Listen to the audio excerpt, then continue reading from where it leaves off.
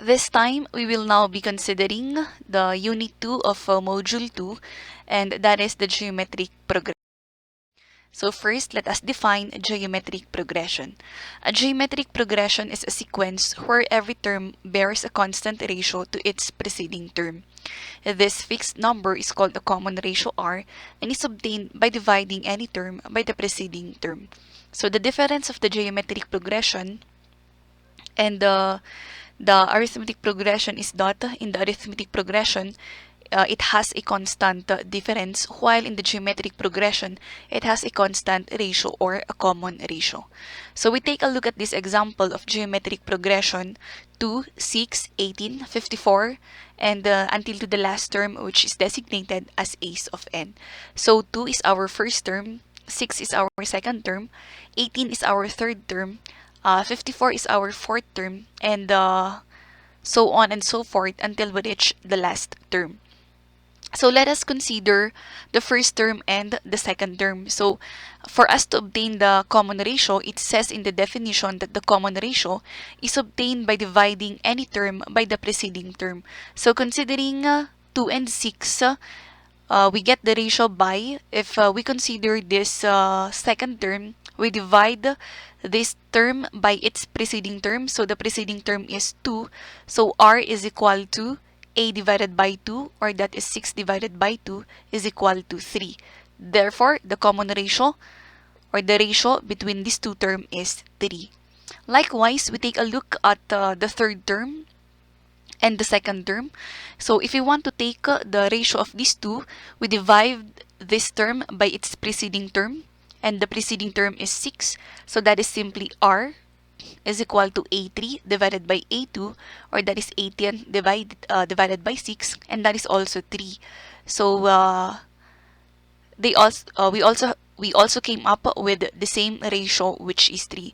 So likewise, if we are to check these two terms together, we know that we will be arriving at the same ratio. Otherwise, if it does not come up with the same ratio, then this is not a geometric progression. So from here, we can say that the ratio is equal to A2 all over A1, which is also equal to A3 divided by A2, which is also equal to A4 divided by A3, and so on and so forth. Or if we put this into an equation, this is simply ace of n divided by the preceding term, and the preceding term of this ace of n is simply ace of n minus 1.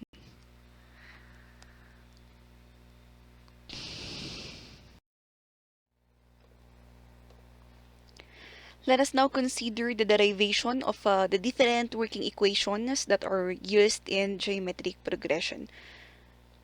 Again, we have our previous examples, that is 2, 6, 18, 54, up to the last term or the end term, and that is A1, A2, first term, second term, or third term, fourth term, and the end term respectively.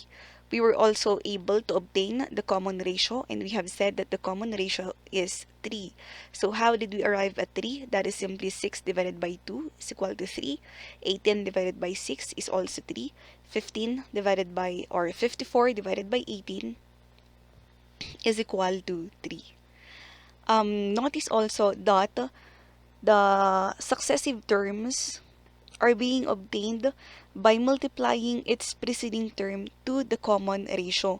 So say for example, if we take a look at the second term, which is 6, this is obtained by multiplying the preceding term. The preceding term is 2 multiplied by the common ratio, which is 3. So 2 times 3 is equal to 6. Likewise with the third term, the value of the third term is obtained by multiplying the preceding term to the common ratio. So 6 times 3 is equal to 18. Also, the fourth term, this is obtained by multiplying the preceding term, which is 18. 18 times 3 is equal to 54, and so on and so forth. Other than that, we can also obtain the successive, or the successive terms considering the first term only. So for ace of 2, or the second term, this is first term multiplied by the ratio. Likewise, the third term, which is a3, is also obtained. That is equal to a1 times the ratio so that is r raised to 2. And then for the fourth term, that is also a4 is equal to a1 times times 3 times 3 and times 3, or that is simply r raised to 3. So this is another way of obtaining the different terms with reference to the first term only. So in short, we can say that we can obtain nth term, any term, nth term of the geometric progression by following this equation, and that is a of n is equal to a1 multiplied by r, the ratio, raised to n minus 1. So again, if say for example in fourth term a of 4, notice that the exponent is this is 4 minus 1, or can be written as well as n minus 1. So we can say that the nth term of, this is supposed to be geometric progression. The nth term of a geometric progression, that is a of n, is equal to a1 times r raised to n minus 1, where a of n is the nth term, a1 is the first term, r is the common ratio, and n is the number of terms.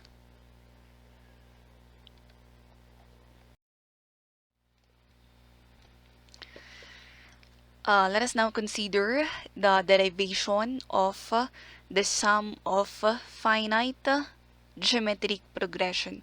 So again, when we say finite, we have known first and last term. So to get the sum of the geometric progression, finite geometric progression, that is simply we add all the terms.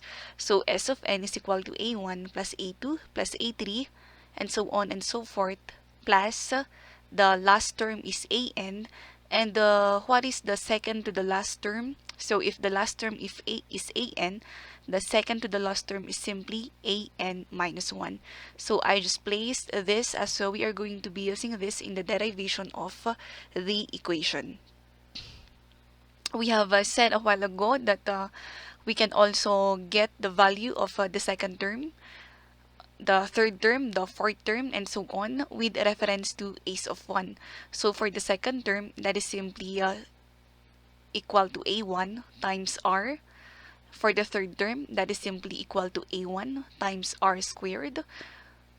For the fourth term, that is simply a1 times r raised to 3, and so on and so forth. So if we are to substitute these values to this equation, we can now come up with another equation, that is S of n is equal to the first term is a1 plus the second term. But what is the second term? That is a1 times the ratio.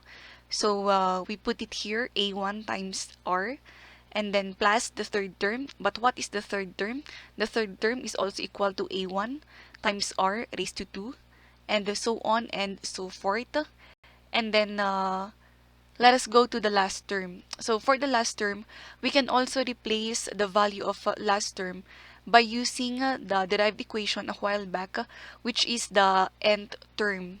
So this is the equation on how are we going to solve the nth term of a geometric progression, and we can simply substitute a of n, and that is a1 times r raised to n minus 1, so we plug it in here. Next is the second to the last term.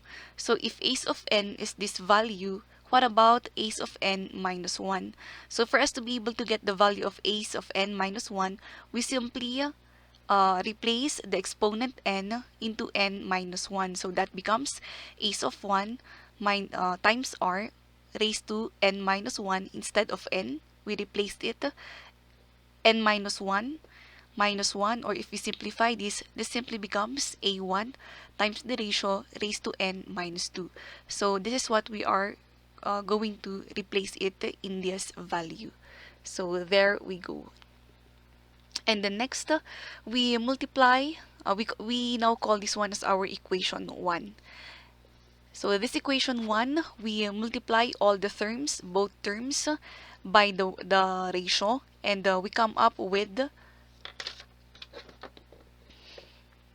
r multiplied by s of n, that becomes r of Sn. A1 multiplied by r, that is A1r.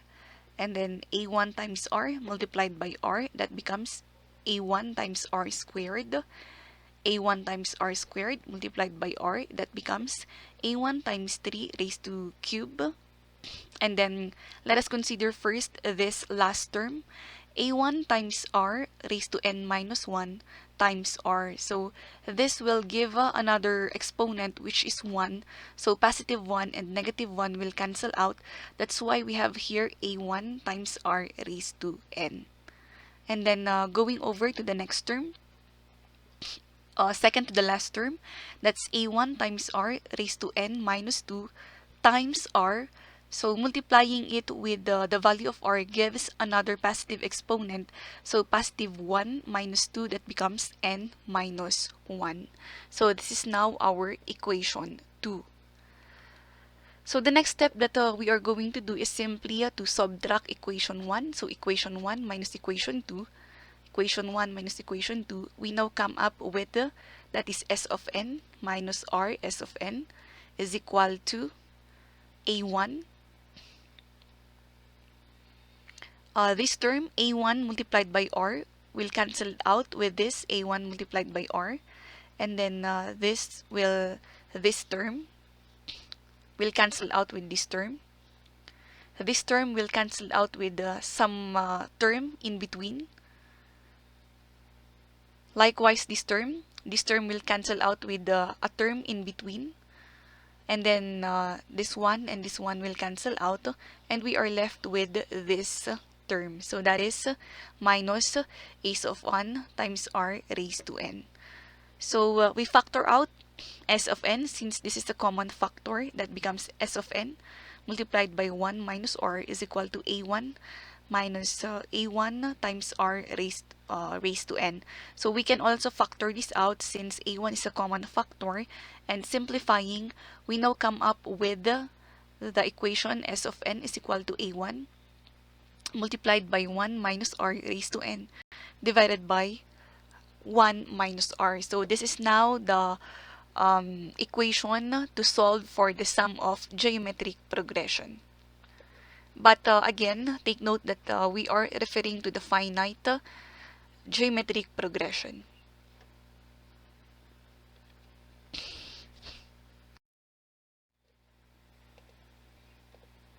Let us now consider the sum of an infinite geometric progression. So again, when we say infinite, we know the first term, but we do not know the last term. So if the common ratio r is less than 1, we can have the sum of an infinite geometric series. So we can only obtain an infinite geometric series if the ratio is less than 1. But take note that the ratio should be an absolute value. So if the absolute value of r is less than 1 as n approaches infinity, so r raised to infinity, since n approaches infinity, so r raised to infinity is equal to 0. So to prove this theory, considering 0.9, 0.9 is an absolute value and that is less than 1. So 0.9 raised to 1 is equal to 0.9. And 0.9 raised to 10 is equal to 0.348678. 0.9 raised to 100 is equal to 0.00002656. So therefore, the limit of r raised to n as n approaches infinity is equal to 0. So it may not be exactly 0, but it is approximately 0. So even if we increase this 0.9 raised to 1000, so that becomes 0.00000.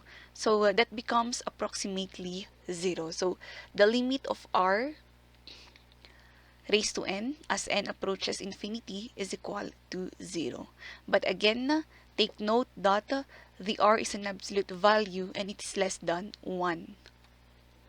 So we have here the derived equation for the finite geometric progression, yung dinerive natin kanina.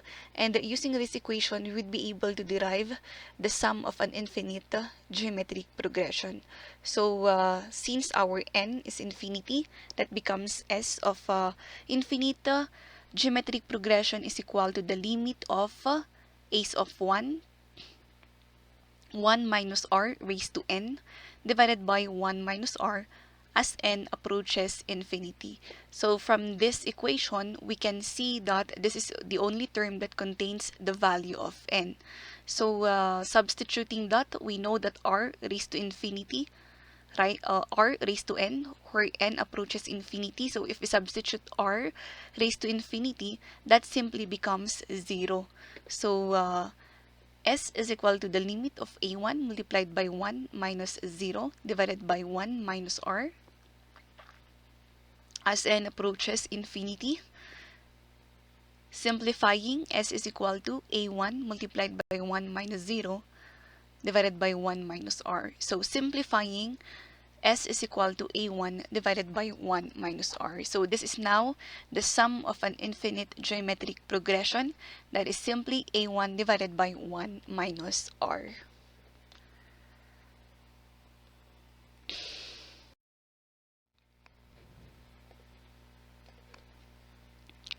So if we are to summarize the working equation for the geometric progression, to solve for the nth term of a geometric progression, that is simply a of n is equal to a1 multiplied by the ratio raised to n minus 1.